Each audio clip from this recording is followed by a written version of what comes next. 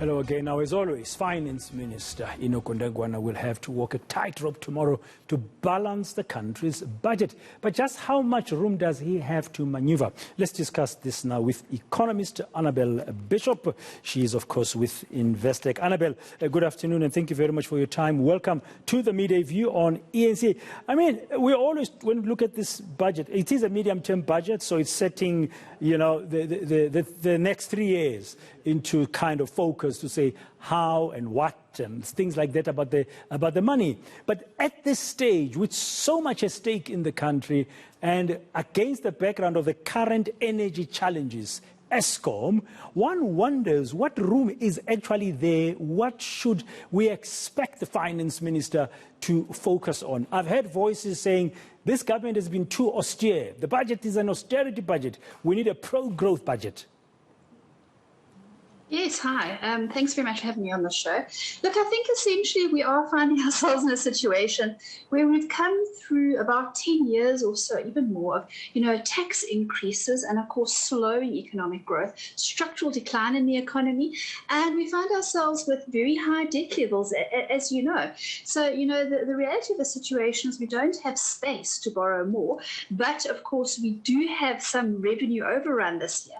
And, of course, this may be in the region of about 150 billion.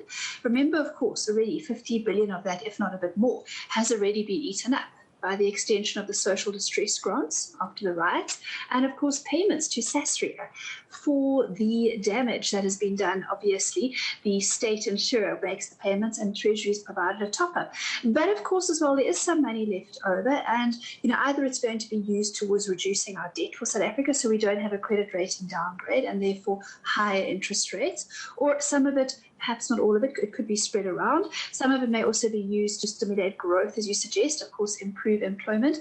And don't forget, state-owned entities like SOEs, such as ESCOM, will obviously be looking for bailouts, further bailouts.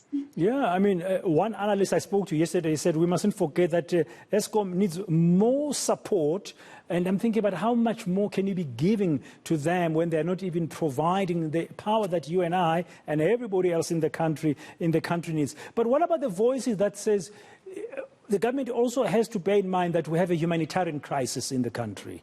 The pandemic has brought about a humanitarian crisis. Millions of South Africans more are now jobless than before.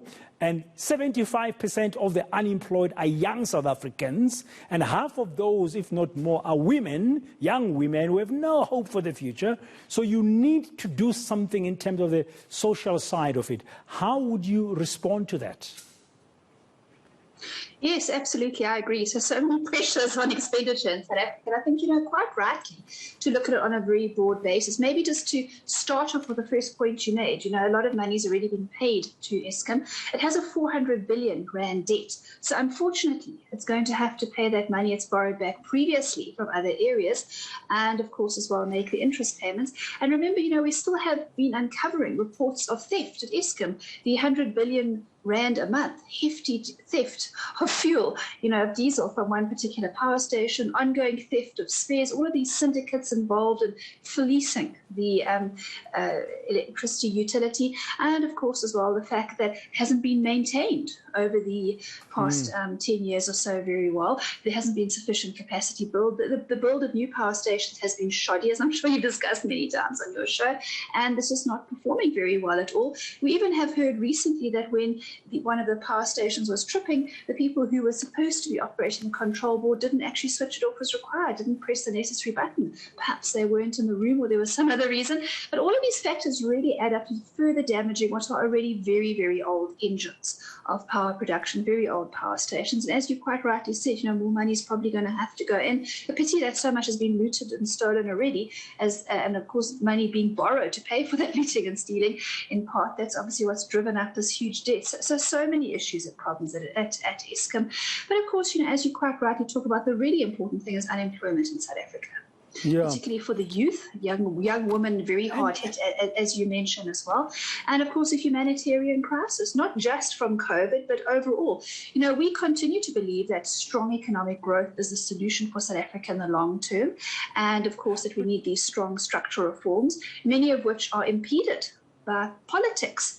You know, many political parties, such as the left-wing parties, disagreeing with structural reforms that need to be made to promote strong economic growth, to promote hiring, improved ease of doing business. But in the short term, as you mentioned, we could obviously see some additional allocations from the budget. And, you know, I continue to believe some form of a basic income grant in South Africa would be very valuable. You know, we have evidence from overseas, from other countries, showing that money paid as a grant to the unemployed, to job seekers, and of course it may well take the form of job seekers. The money paid to job seekers is very helpful, both to obviously allow them to have some decency in terms of, you know, providing a bit of money to survive, but more importantly as well, you know, on a wider benefit, you know, providing a bit of a multiplier effect, often used. Other countries have shown evidence of individuals trying to start small businesses. All of these are very important because this money would be directed to adults, not to children, obviously, or those who are pensioners, who are retired, but to individuals who, you know, we've seen this massive upswell of unemployment adults. And of course, that comes back to the fact that the restrictions for lockdown were just too harsh last year and, you know, created unnecessary huge rise in unemployment. Yeah, we're going to have to wait and see what kind of stimulus will come out of this medium-term budget to try and ignite that growth you're talking about, Annabel. Thank you very much, Annabel Bishop, an economist, of course, with Investec.